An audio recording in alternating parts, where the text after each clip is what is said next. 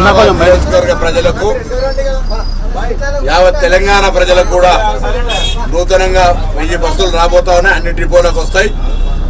మహాలక్ష్మి పథకం వచ్చిన తర్వాత మహిళలు బస్ ప్రయాణాన్ని ఎక్కువగా వాడడం వల్ల ఆక్యుపెన్సీ రేటు పెరిగి నూతన బస్సులు అవసరం అవుతా ఉన్నాయి. తప్పకుండా గౌరవ ముఖ్యమంత్రి గారు రేవంత్ రెడ్డి గారు నూతన బస్సులను తీసుకొని అనేటువంటి సూచన చేయడము, బస్సులు రావడం జరుగుతోంది.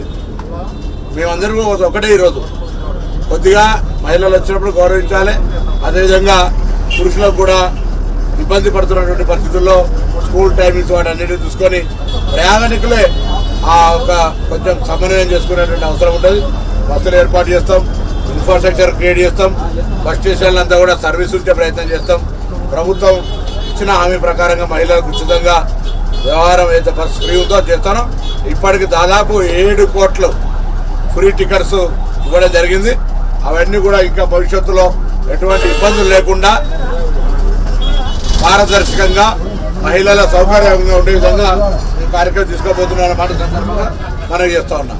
ఇలా హుస్నాబాద్ నుంచి కూడా మిగతా డిపోలు కావచ్చు, హైదరాబాద్ జెండా నగరాలకు కావచ్చు, అన్ని ప్రాంతాల్లో బస్సుల యొక్క అంశానికి ప్రభుత్వం అత్యంత ప్రాధాన్యత ఇవ్వబోతోంది.